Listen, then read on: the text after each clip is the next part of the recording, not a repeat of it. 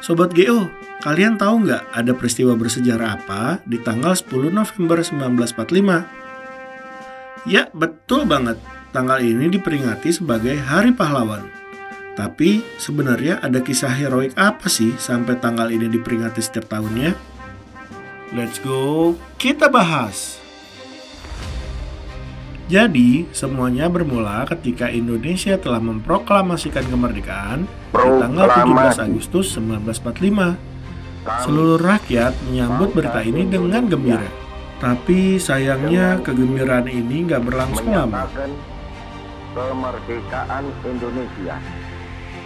Di tanggal 19 September 1945, sekelompok orang Belanda yang dulunya menjadi tahanan Jepang mengibarkan bendera merah putih biru di Hotel Yamato. Nah, ini bikin rakyat jadi marah.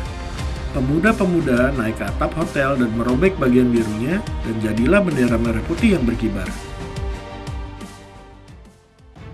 Beberapa minggu kemudian, di akhir Oktober 1945, pasukan sekutu yang dinominasi Inggris tiba di Surabaya.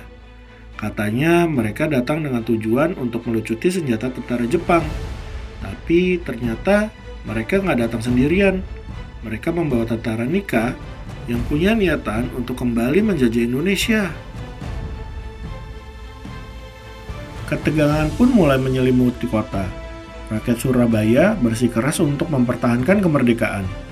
Inggris mulai menyebar selebaran dan mengultimatum agar rakyat menyerahkan senjata. Menyerah?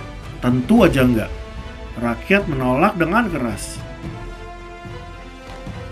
Ketegangan memuncak saat Jenderal A.W.S. Melleby tewas dalam insiden tembak-menembak di dekat Jembatan Merah, Surabaya.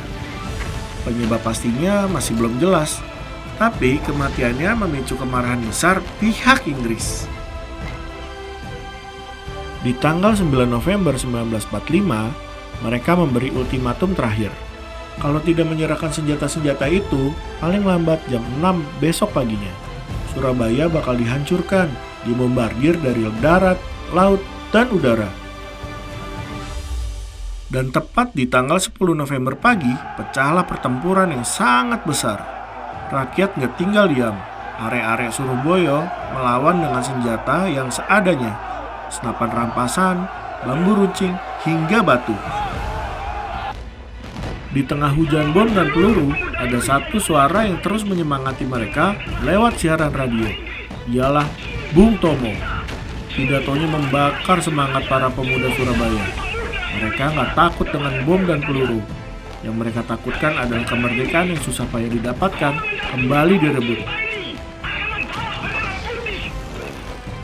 Pertempuran ini berlangsung dari 10 November hingga awal Desember 1945 atau sekitar 3 minggu. Ribuan rakyat gugur, kota porak-poranda. Tapi dunia melihat kalau Indonesia bukanlah bangsa yang bisa ditundukkan begitu saja. Pertempuran Surabaya ini menjadi simbol perlawanan rakyat Indonesia dan memperkuat posisi diplomasi Indonesia di mata dunia. Gimana? Paham kan? Setiap 10 November kita peringati sebagai Hari Pahlawan, bukan hanya untuk mengenang jasa para pahlawan yang gugur, tapi juga untuk mengingat bahwa kemerdekaan ini dibayar dengan darah dan nyawa. Kalau Sobat Geo punya ide sejarah lain yang ingin dibahas, tulis di kolom komentar ya. Dan jangan lupa untuk like dan subscribe untuk tahu video menarik lainnya. Sampai jumpa di video selanjutnya. Terima kasih sudah nonton. Jangan lupa like, subscribe, dan share ya.